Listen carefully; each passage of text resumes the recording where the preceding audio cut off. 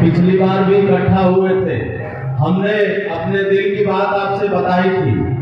समय बहुत हो गया है, सबको अपने कामों में जाना है, इसलिए मैं बड़े कम शब्दों में बस दो टूक की बात कहूंगा। यहाँ जितनी भीड़ बैठी है, हम वो पीढ़ी है जिनके साथ हमारे बुजुर्ग भी हैं और हमारे बच्चे भी हैं। हमें बुजुर्गों की दवा भी करनी है और बच्चों की पढ़ाई भी करवानी है। तो हमें हमारी प्लानिंग, फ्यूचर प्लानिंग ऐसी मिलनी चाहिए कि हमारे बुजुर्गों की दवा के लिए हमें पहले अस्पताल बन जाए, हमारे बच्चों की पढ़ाई के लिए पहले स्कूल बन जाए, फिर हमें 40 बाई 60 के प्लाट की प्लानिंग करनी चाहिए।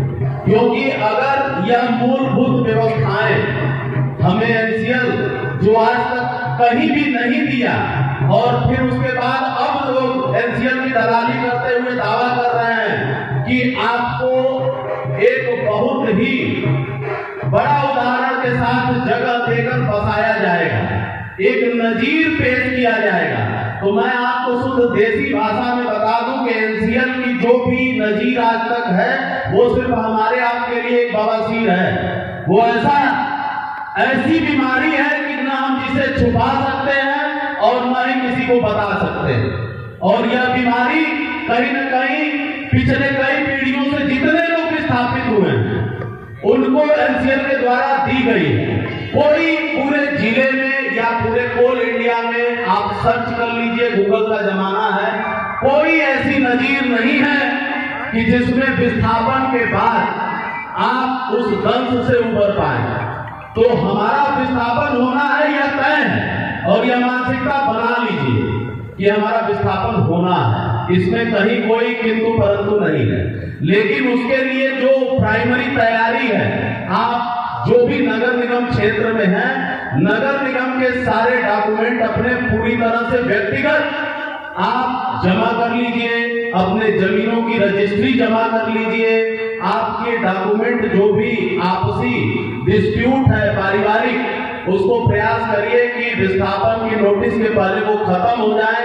भाई भाइयों की जो भी लड़ाई है, पिता पुत्र की जो भी लड़ाई है, उसको कहीं न कहीं समाप्त करते हुए इस विस्थापन में कितना ज्यादा से ज्यादा हम लोग लाभान्वित हो सके, उसके लिए टेक्निकल तैयारी पेपरों की आप खुद कर लीजिए।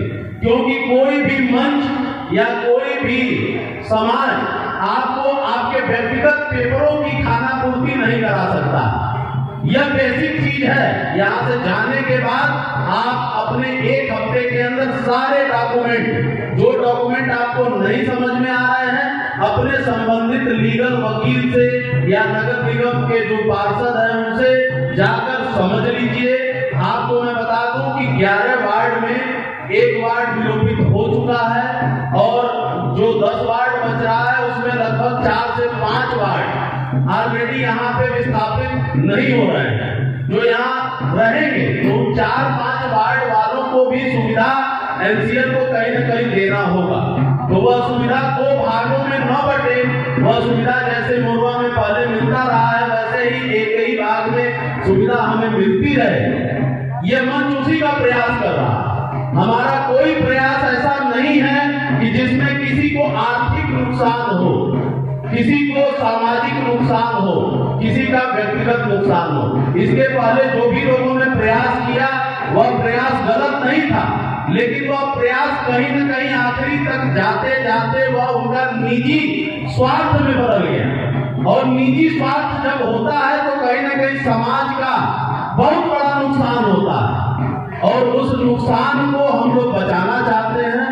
हमारा प्रयास यही है कि जो निजी स्वार्थ में लोग कहीं न कहीं लिप्त हो गए हैं, उनकी आंखें खोलना चाहते हैं कि एक समाज का बहुत बड़ा तबका जो 3 पीढ़ियों से आपके साथ रह रहा है, उसकी अपनी भावनाएं हैं कि आप उनके साथ गलत न करें। और हमारा इस मंच के माध्यम से यही प्रयास है, जो भी बातें अभी तक हुई हैं वह सार्थक रूप से आपके और हमारे सभी के लाभ के लिए हो रही है। और हम अब कल से परसों तक अपनी सारी फाइनल मांगे सीएमडी साहब को और कलेक्टर साहब को पुट अप कर देंगे, और उसके बाद जो भी बातें होंगी वह अगली सभा में हम फिर आपके सामने प्रस्तुत करेंगे।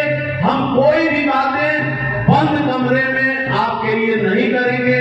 अगर हमें जरूरत पड़ी आंदोलन करने की तो हम आप सभी के समर्थन के साथ एनसीएल का भी घेराव करेंगे और उनके प्रोडक्शन को भी रोकेंगे।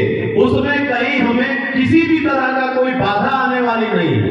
तो इसलिए आप लोग सब स्वतंत्र मन से, स्वच्छ मन से यह विश्वास करिए कि हमारी लड़ाई कहीं न कहीं पहले व्यक्तिगत है, फिर एक समाज की है और एक फिर पूरे सिंगरौली जो मोरवा रूपी पोटली में बांध दिया गया है, उस मोरवा और सिंगरौली के कहीं न कहीं अस्तित्व की है। और अस्तित्व की लड़ाई में नुकसान तो होता ही है, लेकिन सामाजिक लाभ बहुत बड़ा होता है। अगर उस लड़ाई को हम जीत लेंगे तो कहीं न कहीं वह नजीर पेश होगी हमारे आने वाली पीढ़ियों के लिए कि कितने बड़े सरकारी फौजाल को हमने पार करके अपने सामाजिक ताने बाने को स्थापित रखा। और मैं बार बार कह रहा हूं कि हमें विस्थापित नहीं होना है, पुनः हमें मोरवा को स्थापित करना है। मैं इसी बातों के बाद अपनी वाणी को विराम देता हूं और आप सभी से अनुरोध करता हूं कि किसी के भ्रम में आने की जरूरत नहीं है।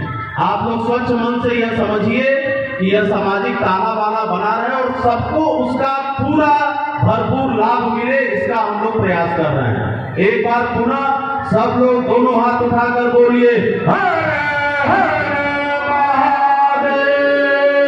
सब